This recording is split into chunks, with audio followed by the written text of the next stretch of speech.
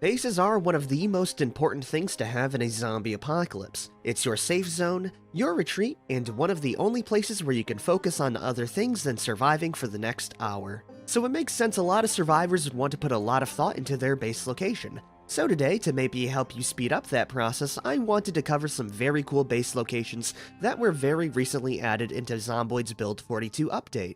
And if you're wondering, I found all of these a few days ago live on my Twitch channel, picking out the spots I found to be really good alongside my Twitch chat, covering some humble locations all the way to some real dream homes. Hopefully you all learned something new today, and let me know if you plan on living at any of these locations. Let's begin. To start this video off correctly, I'm going to be starting with a very strong base location, but with the addition of it being one of the most macabre. As it stands right now, it doesn't have a name, but it's assumed to be a religious campground of sorts, and because of its isolationist values, it has a lot of self-sustaining features you would love in the advent of an apocalypse. One example of those features being the massive farm plots littering the area, just waiting to be planted with crops. Over to the other end, it features a massive lake with connecting riverways, making fishing super easy to do. It even has a freshwater well if you don't want to trek out so far. Really, the only problem with this base location is that it's pretty far from any major town, and the roads leading to the campground are dirt, meaning you will need to chop down saplings in order to drive vehicles through. But what's the cherry on top for me is the very unusual circumstance, with it boasting an unusual pen, almost looking like a slaughter area, and the oddly decorated main home, with the basement featuring a very peculiar set of cages and a butchering table. It's safe to say good things did not happen down here, or anywhere around this location, as there's even a murder mystery cabin across the lake with marks of death and bloodstains littering its property. If you can, however, look past all of the bloodshed and murder, it would be a fantastic base for you and your friends.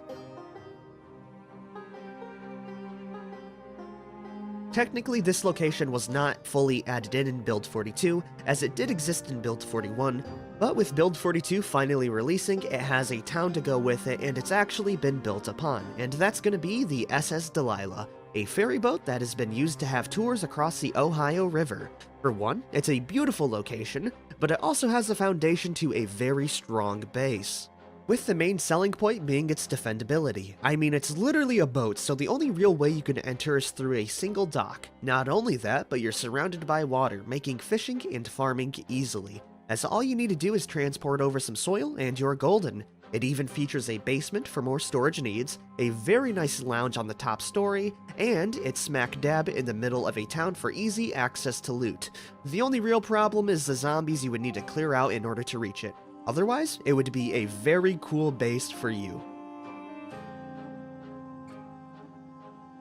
I truly think out of all the new locations for Build 42, the boarding school or orphanage takes the cake for me, as it's such a cool location with a lot of character. I will say though, this base location is gonna be a proper project for a while before it's in workable order, as the entire building has seen better days. But to go over some of the pros, you can hopefully see my vision.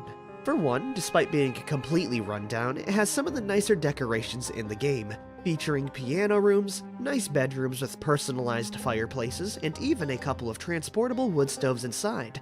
There's also a few auxiliary buildings, with one having a large kitchen and a full-on greenhouse with a sustainable water pond for the easy watering of plants. It's definitely the coolest building out of the lot. It's also fenced in completely around the perimeter, and if that wasn't good enough, it has lakeside access. The only real problem you will face is reaching the location with vehicles, as it's going to be really rough as the road is really withered, with one spot being completely flooded out, so make sure to bring a couple of axes and maybe some carpentry supplies if you want to get here by car. So whenever multiplayer decides to release for Build 42, this spot would be a perfect base for a full-on faction. This wooden cabin might be a bit more underwhelming compared to other picks, but I thought it was a comfy spot for the real hermits out there. Anyways, if you travel deep enough into the woods, you will find a very lone cabin far into the wilderness. It's close to the steel mill, but what really sets this location apart from the others is the fact that it has a water spigot, meaning you can drink from the tap directly without the need to purify the water. It also features a very nice dock with a composter bin already set up. It's small, but I feel like it fills a very nice niche for the solo survivalists out there. We all know an apocalyptic event would set humanity back a few years while the survivors recover. So why don't we pick one of the coolest ages to go back to, the Wild West? You can do that at the historic Coalfield. This place is an Old West attraction that will definitely be an awesome location. It has a bunch of small settlements far away from civilization, complete with gallows and a sheriff's office boasting rainwater collection barrels. What's a really big selling point though is that the town features a blacksmith station, meaning you have a pretty good foot in the door when it comes to metalworking and blacksmithing projects. Really, one of the drawbacks is that it's pretty far from any water source like a lake, but it makes up for that in sheer proximity to a gas station, gun store, and outdoor area. It's a really good place, just to be prepared for a fight. This is by far the best location for a base in the game. None come close to the absolute power of the McCoy Estate. And if you're wondering why, all I need to do is show you around the area, because not only is it finely decorated with so many items and furniture, making it feel like a fully lived-in home, but it also sports a fishing pond, a fully curated crafting station with quite literally everything you need to get started with primitive crafting, throw in a completely fenced-in garden with crops already growing for an extremely easy harvest, and a chicken coop, and you have yourself a location where living off the land is extremely possible immediately. It's even pretty close to the roadways and mold draw, making easy looting trips a possibility. Really, the only problem is the massive driveway to get here that's made from dirt, so I highly recommend creating your own road through the north of the property. Aside from that though, you may never need to leave this place. I absolutely love this place.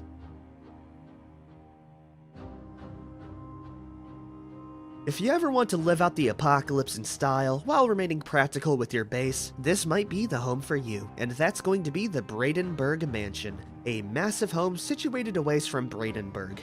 Walking up to the courtyard, you will find a nicely curated lawn filled with benches, flower beds, and even a tennis court. Inside, there is a massive home that should cover your every need, including a fireplace, living quarters, a library, and a very nice bar.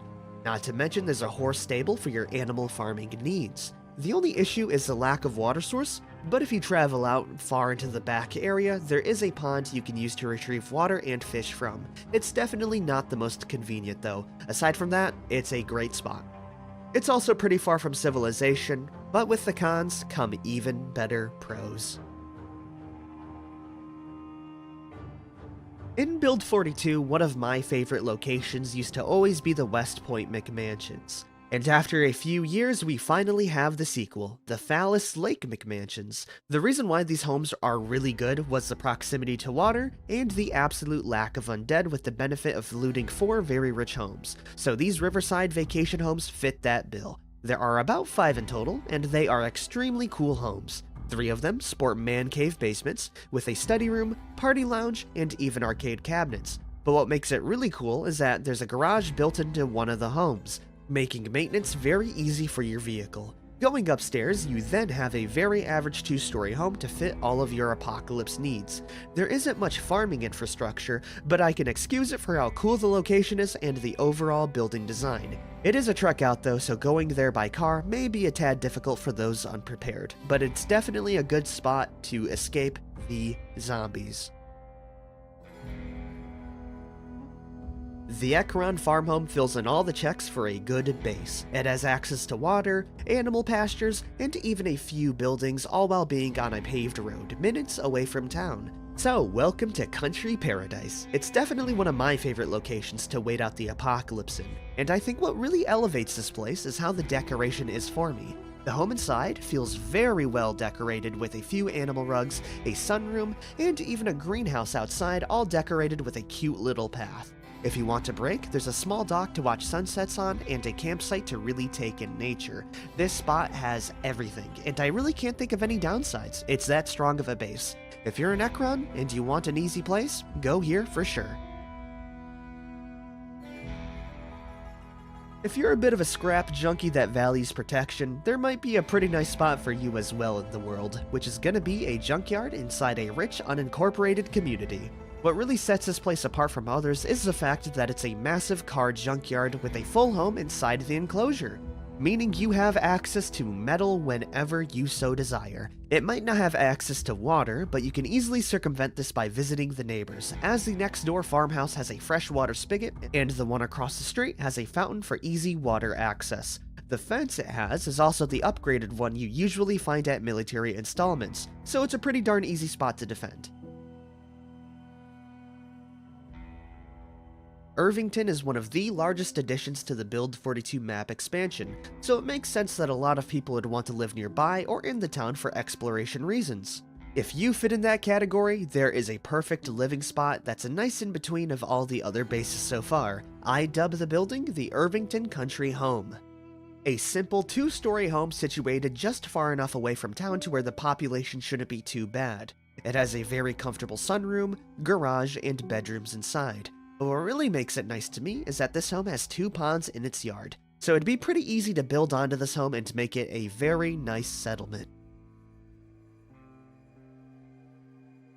This next base isn't just one location, and that's because the entire area was too cool to not mention, so I couldn't just pick one home, but all 3 within this little block, as I really do feel like they are all connected in a sense. But if you want a very nice base location between 2 towns, look no further than the Farmers Community Homes, with all of them being smack dab in the middle of Brandenburg and Ekron. This area features 3 homes, with all 3 being connected through a system of wooded trails. Anyways, the 2 farmhouses that are connected to the roads feature many fenced-in areas and barns for livestock farming, with each home having its very own freshwater well. In between these 2 is a livestock pasture boasting its own water source inside. But what really sells the deal for me is the dockyard home in the woods behind each home. Here you can find an isolated area with a massive fishing lake to fish from.